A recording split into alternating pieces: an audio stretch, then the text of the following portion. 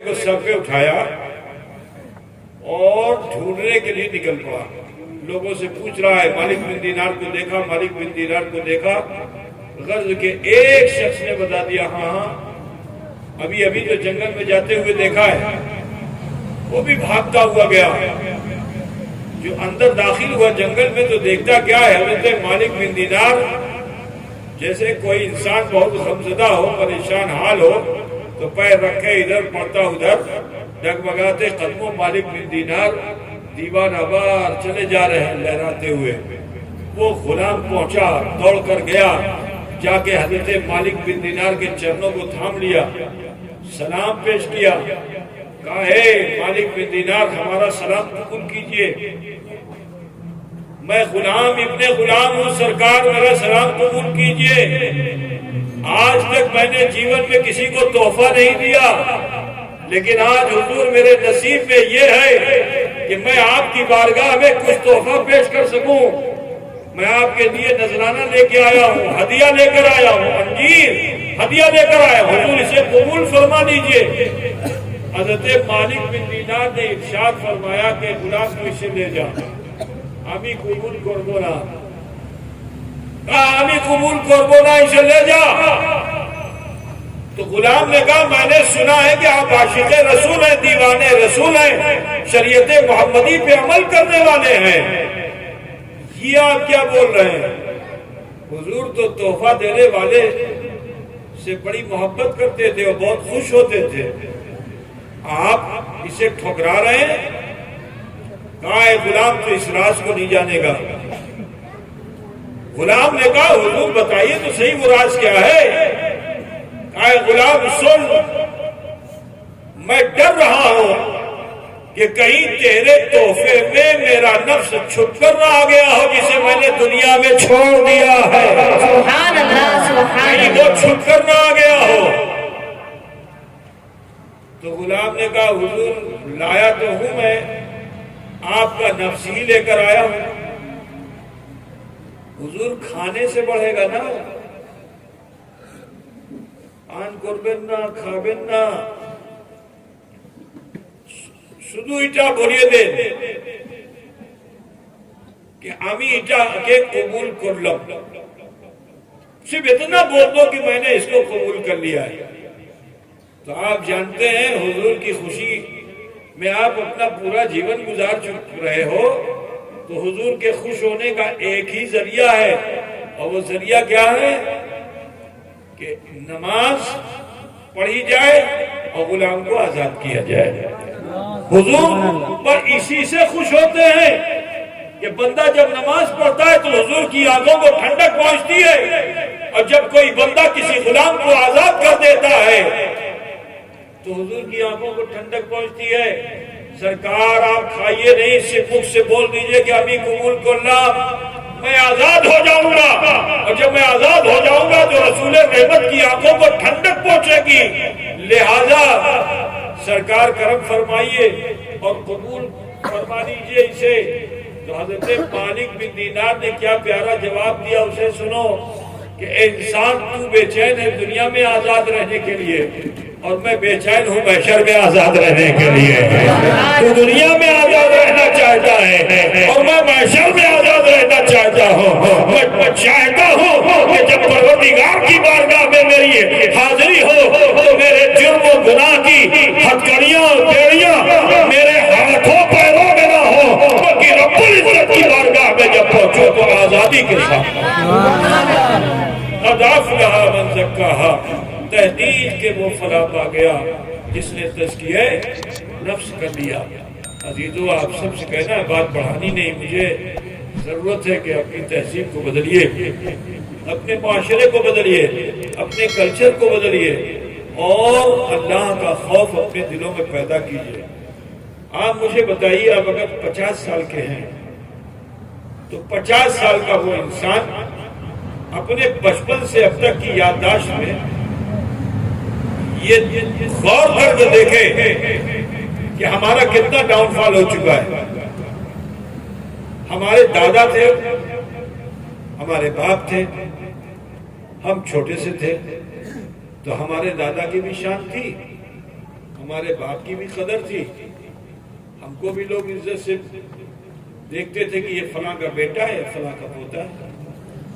لیکن آج اس 50 سال کے دور میں تہذیب کتنی بدل گئی ہے کہ باپ کا، دادا کا انتقال ہو چکا، باپ بھی کھاٹ پہ پڑا ہوا ہے. ہم 50 سال کے ہو چکے ہیں، لیکن وہ عزت جو تمہارے دادا کو تھی وہ آج تمہیں حاصل ہے. وہ عزت جو تمہارے باپ کو تھی وہ آج تمہیں حاصل ہے. پتہ کیا چلا کہ آج مسلم سماج ایک 50 سال کے دور میں کتنا نیچے گر گیا ہے. ٹھیک ہے، کتنی تہذیب ہماری خراب ہو چکی ہے کہ ہمارا ڈاؤن فال ہو رہا ہے. آج ہماری عزت و قدر اور ہمارا روب گھٹتا چلا جا رہا ہے. اس کی وجہ کیا ہے؟ کیونکہ ہم نے اپنے نفس کو بہت موٹا کر لیا ہے. ہم نے اپنے نفس کو بہت موٹا کر لیا ہے. دنیا کی دولت کے حصول میں ہم بھول چکے ہیں کہ عزت کیا چیز ہوتی ہے. آج عزت کی قدر نہیں ہے. بے عزت بھی ہو جائے مگر ٹکا پیسہ ہاتھ میں آنا چاہیے. یہ ہے تہذیب. تو دولت تو آپ کے ہاتھوں میں ضرور آ گئی، مگر جو مسلمانوں کی عزت و وقار تھا وہ عزت و وقار سے ہم محروم ہوتے جا رہے ہیں. مسلمانوں، آپ سب سے کہنا ہے کہ عزت سے بڑی کوئی دولت نہیں ہوتی ہے. ضرورت ہے کہ عزت کو حاصل کیجئے. اور عزت حاصل ہوتی ہے کب؟ کہ جب بندہ مومن شریعت کے مطابق جینا پسند کر لیتا ہے، جب بندہ مومن صوم و صلات کا پابند ہونے لگتا ہے، جب بندہ مومن تقوی و طہارت کی طرف آمادہ ہونے لگتا ہے. اے گلیا چکو، گھڑیالی چکو، اطراف جوانب سے آئے ہوئے مسلمانوں، آپ سب سے کہنا ہے ڈریے. آج دیکھیے کہ ایک طرف تو ظالم و جابر حکمراں ہم پر مسلط ہوتے جا رہے ہیں ہماری بے عملی کے سبب، اور دوسری جانب اللہ تعالیٰ آزمائش کے طور پر یہ وبائیں بھی بھیج رہا ہے کہ مسلمان سدھر جائے. یہ وبا بھی تمہارے درمیان جو آئی ہے اسی لیے تاکہ مسلمان سدھر جائے، مگر افسوس کہ مسلمان سدھر نہیں رہا ہے، توبہ کی طرف آمادہ نہیں ہو رہا ہے. اپنے برے فعل سے اپنے آپ کو بچائیے اور نیکی کی طرف آمادہ ہو جائیے. خطا و بھول کی طرف نہیں رہیے، بلکہ اپنی خطا و بھول کا احساس کر کے اپنے رب سے معافی کے طلبگار ہو جائیے. وہ رحمان ہے، وہ رحیم ہے، ہمارے آپ کے چھوٹے بڑے گناہوں کو معاف فرمانے والا ہے.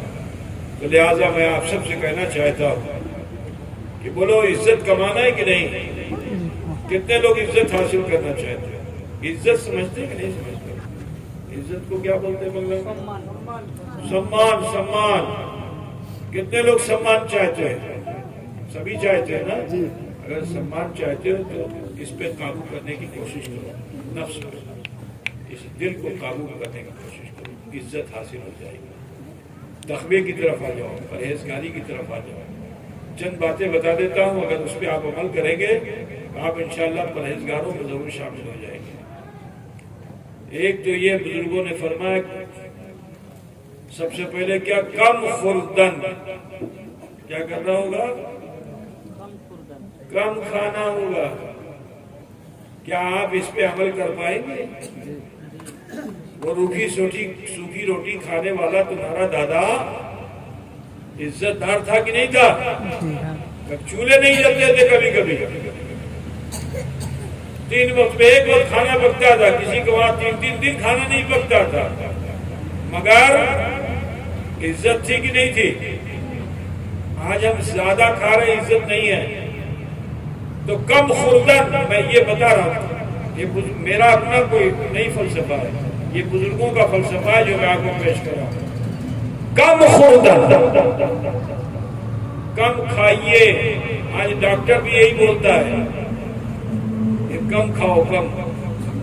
ایسی کھوا دوا کرے گا تو معلوم ہے لیور خراب ہو گیا، گردہ خراب ہو گیا، پیٹ خراب ہو گیا، معدہ خراب ہو گیا. پہلے تمہارا دادا 100 سال جیا، تم 50 سال پہ ڈھیلے ہو چکے ہو. 70 تک پہنچتے پہنچتے انا للہ و انا الیہ راجعون. تو 30 سال آج انسان پیچھے ہو چکا ہے، گھٹ گیا. کیوں؟ اس لیے کیونکہ اس نے جب ہاتھ میں دولت آئی تو پھر حاجی صاحب کی بریانی کھانے میں زیادہ دل لگ گیا ہے نا. کلکتے میں یہاں ہے نا حاجی بریانی بہت مشہور ہے, سب کھاتے ہیں اس کو بہت. اور پھر چائنا والوں نے تو عادی بنا دیا زیادہ کھانے کا. وہ کیا کیا ہوتا ہے وہ, اب وہ تو معاذ میں زیادہ اچھا بتائیں گے, نوجوان آدمی ہے نا, وہ کیا بولتے ہیں اس کو, وہ یہ بھی بتا رہا ہے, جتنے کھانے پینے والے بھی بتا رہے ہیں. چاؤمین اور کیا, چاؤمین نوڈلس اور نہ جانے کیا ایسا نام ہے کیا چاؤمین, میں بھی کچھ بول رہا ہے, موموز اور بھی کچھ ہوتا ہے. یہ سب دیکھیے آپ کو رٹا ہوا ہے, کیونکہ صبح سے شام تک کئی مرتبہ یہی سب استعمال ہوتا ہے. کم خوردن کم کھاؤ, حضور صلی اللہ علیہ وسلم نے بھی فرمایا کم کھاؤ. ہم لوگ کے سماج میں الٹا ہو چکا ہے, ہم لوگ رات میں زیادہ کھاتے ہیں. رات میں کم کھانا چاہیے, صبح اٹھ کے بھی کم کھانا چاہیے. جو بیچ والا کھانا ہے اس کو اچھے سے کھانا چاہیے.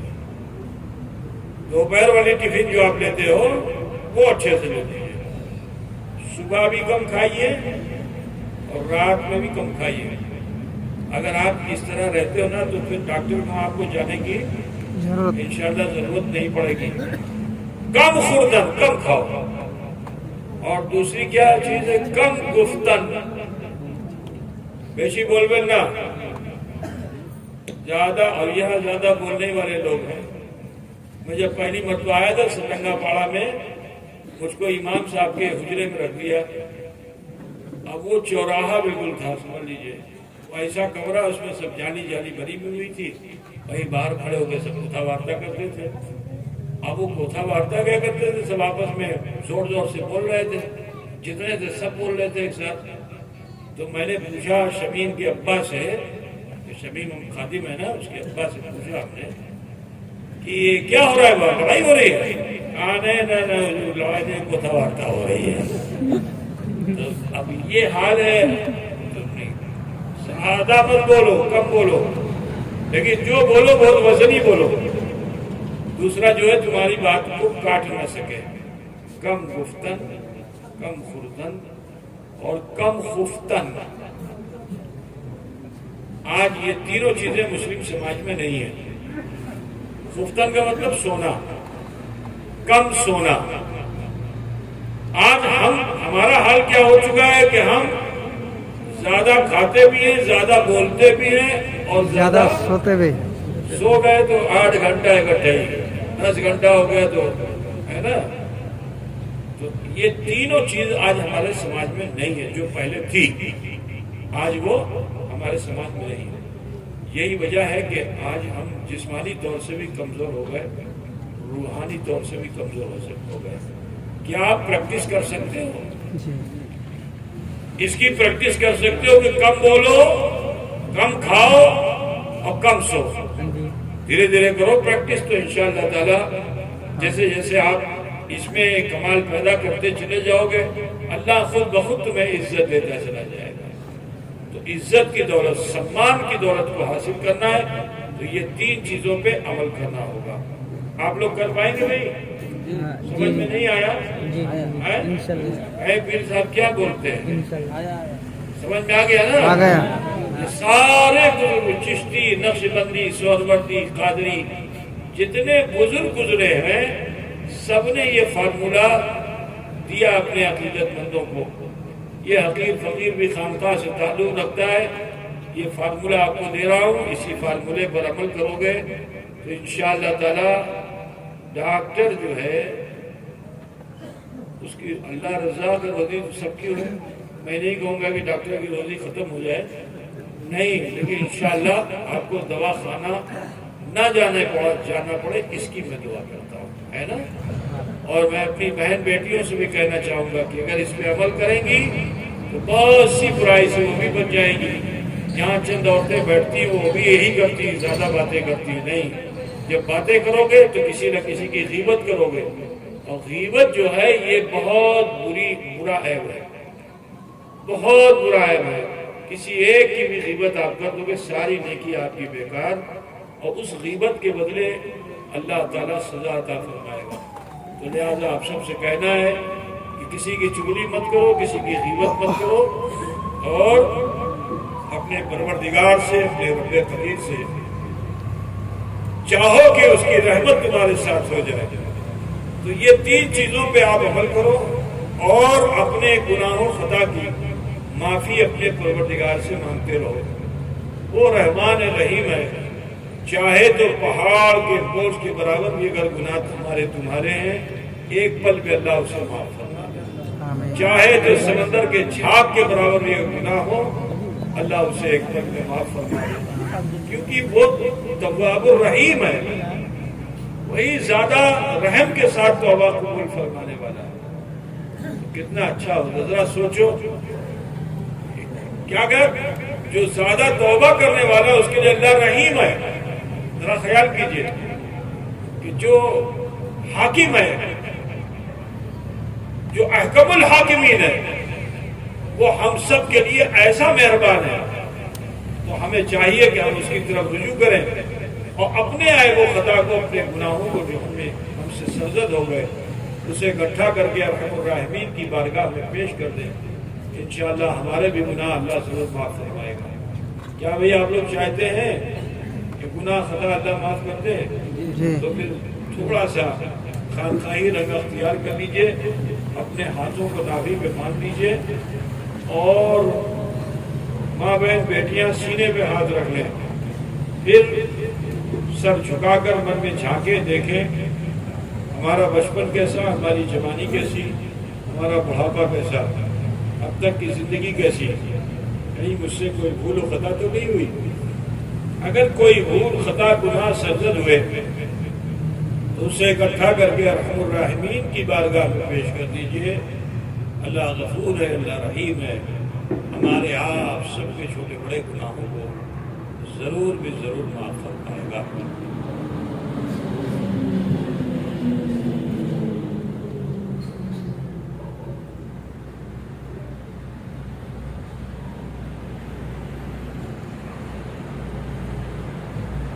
بسم اللہ الرحمن الرحیم، لا الہ الا اللہ محمد رسول اللہ، اللہ ہی معبود ہے، محمد رسول اللہ صلی اللہ علیہ وسلم اللہ کے سچے رسول ہیں۔ استغفر اللہ ربی من کل ذنب واتوب الیہ۔ اے اللہ، تیری بارگاہ میں سچے دل سے سب چھوٹے بڑے گناہوں سے ہم توبہ کرتے ہیں، اور ہم وسیلہ چاہتے ہیں تیرے محبوب سید عالم نور مجسم احمد مصطفیٰ محمد مصطفیٰ صلی اللہ علیہ وسلم کا۔ حضرات گرامی، اس تھوڑے سے وقت میں اس رحمان الرحیم نے ہم پہ فضل و کرم فرمایا، ہمیں توبہ کی توفیق بخشی، اور حدیث رسول صلی اللہ علیہ وسلم کے مطابق ہم ایسے ہو چکے گویا کہ ہم نے کوئی گناہ کیا ہی نہیں۔ اب ضروری ہے کہ اپنی آنے والی زندگی کو بہتر بنائیے، مسجدیں آباد کیجیے، نمازی بنیے، اور بہن بیٹیوں کو چاہیے کہ وہ اپنے گھروں میں قرآن کی تلاوت کریں، وقت وقت پر نمازوں کا اہتمام کریں، ذکر و اذکار کریں، اس کی ضرورت ہے۔ آج آپ دیکھ رہے ہو کہ کورونا وائرس اس نے پوری دنیا میں ہلچل مچا دی۔ ایک اندیکھے کیڑے نے، انسان کیسا ہے کہ جو کیڑے سے تو ڈر رہا ہے، لیکن جس نے کیڑے کو پیدا کیا اس سے نہیں ڈر رہا ہے۔ ضرورت اس چیز کی ہے کہ کیڑے سے ڈر کے کیا کرو گے؟ جس نے اس کیڑے کو پیدا کیا اس سے ڈرو۔ اگر اس سے ڈر جاؤ گے تو کامیاب ہو جاؤ گے۔ دعا کرتا ہوں کہ اللہ تعالیٰ ہمیں تمہیں سب کو اللہ سے ڈرنے کی توفیق عطا فرمائے، اور بزرگوں سے جڑنے کی توفیق عطا فرمائے۔ میں اس کمیٹی کے تمام چھوٹے بڑوں کو دل کی گہرائیوں سے دعا کہتا ہوں، اور آپ سب کے لیے بھی دعا گو ہوں کہ آپ نے جو ایک وعدہ کیا تھا آج سے 20 سال پہلے، اس وعدے کو آج آپ نے پھر نبھا دیا۔ اس ماحول میں آپ سمجھتے ہیں، ہے نا؟ بحمدہ تعالیٰ ہر سال سے زیادہ اس سال آپ نے جذبے کے ساتھ شرکت کی، اور اس آخری لمحات میں بھی آپ رہے موجود۔ انشاءاللہ تعالیٰ اس کا اجر اللہ رب العزت آپ سب کو ضرور عطا فرمائے۔ میں ایک بات معلوم کرنا چاہتا ہوں کہ مخدوم اشرف مشن کا جو سسٹم ہے، ایسے تو چلانے کے لیے آپ جانتے ہیں کہ ذمہ داروں کو رسید دے دی جائے اور وہ ذمہ دار گھومتے رہے، رسید کٹتی رہے، اس کا کمیشن بڑھتا رہے اور اس سے مدرسہ چلے، ایسے ہی چلتا ہے۔ لیکن حضرت والی صاحب رحمۃ اللہ علیہ نے اس سسٹم پہ یہ سوچا کہ اس میں تو مدرسے کا بہت نقصان ہے اور کافی رقم جو ہے ادھر ادھر ہو جاتی ہے، تو لہٰذا اس سسٹم کو رائج نہ کر کے حضرت نے فرمایا کہ میں خود قوم و ملت کے سامنے اپنی بات رکھوں گا کہ اگر آپ چاہتے ہو کہ آپ کی رقم کہیں اور نہ جائے، صرف اور صرف دین کے کام میں لگے، تو جو طریقہ میں بتاتا ہوں اس پر عمل کرو، انشاءاللہ کامیابی ملے گی۔ تو ہم لوگ بھی سوچتے تھے کہ یہ کیا بات کر رہے ہیں، کیسے کامیاب ہوں گے، مشکل ہے۔ لیکن اللہ والوں کی زبان سے کبھی کبھی کچھ باتیں ایسی نکل جاتی ہیں کہ جو بولتے تو اللہ والے ہیں لیکن حکم اللہ کا ہوتا ہے۔ تو حضور اشرف الاولیاء نے بھی کچھ ایسے مخصوص وقت میں ایسا ارشاد فرمایا کہ آج مخدوم اشرف مشن کے لیے کوئی سفیر گھوم کر کے پیسہ حاصل نہیں کرتا ہے، آپ لوگوں کا اسی طرح سے جو تعاون ہوتا ہے، اسی سے مخدوم اشرف مشن یہاں تک پہنچا ہے۔ جتنا کام اب تک ہوا آپ لوگ اس سے سنتشٹ ہیں کہ اسنتشٹ ہیں؟ سنتشٹ ہے، سنتشٹ ہے نا؟ تو کاج آگے بڑھنا چاہیے، انشاءاللہ ضرور بڑھے گا۔ ہم چاہتے ہیں کہ اس کام میں آپ شریک ہوں تاکہ آپ بھی بڑھتے جائیں، اور بحمدہ تعالیٰ کہنے کی ضرورت نہیں، اس علاقے کے مسلمانوں نے بہت ہی حسن عقیدت کے ساتھ حضور اشرف الاولیاء کے اس فرمان کو قبول کیا۔ اللہ تعالیٰ آپ سب کو اجر جزیل عطا فرمائے۔ دعا فرمائی کہ اہل سنت والجماعت کے جتنے بھی ادارے جہاں چل رہے ہیں، اللہ تعالیٰ ان سب کو فروغ عطا فرمائے۔ آمین۔ اور اگر کبھی کہیں سے بھی کوئی اہل سنت والجماعت کا معتبر شخص آپ کے درمیان اپنے ادارے کی ترقی کے لیے آپ سے کچھ مدد کا طلبگار ہو، تو پھر اسے کھسکائیے نہیں، ٹالیے نہیں، جو آپ سے بن پڑے ان اداروں کے لیے بھی کرتے رہیں، کیونکہ ایک چراغ سے کام نہیں چلے گا، ایک چراغ سے کام نہیں چلے گا۔ بہت سے چراغ جب ہر طرف روشن ہو جائیں گے تو پھر سورج بھی انشاءاللہ سب وقت کا سورج بھی انشاءاللہ ان چراغوں سے شرمندہ ہو جائے گا۔ چراغ سمجھتے ہو نہیں؟ باتی باتی، اب اگر ایک جلا دی جائے تو اس سے کیا کام چلے گا، لیکن ڈھیر سب جل جائے تو ہے نا۔ اللہ کا شکر ہے اہل سنت والجماعت کے بہت سے ادارے آپ کے علاقے میں بھی ہیں۔ میں ان سب کے لیے بھی آپ کو اپیل کرتا ہوں، معتبر جو معتبر ہو اس کے ذریعے سے ادارے کی مدد کیجیے، غیر معتبر کے ذریعے ادارے کی مدد مت کیجیے، ورنہ آپ کا پیسہ جو آپ دیں گے وہ ادھر ادھر ہو جائے گا۔ دعا کرتا ہوں کہ اللہ تعالیٰ تمام اہل سنت والجماعت کے اداروں کو، خانقاہوں کو باب عروج پر پہنچائے، اور سب میں ملت محبت ہو، دین کی خدمت کی ہم سب کو خوب توفیق ہو۔ میں انہی کلمات کے ساتھ اپنی گفتگو کو ختم کرنا چاہوں گا۔ وآخر دعوانا الحمدللہ رب العالمین۔ کھڑے ہو جائیے، صلاۃ و سلام۔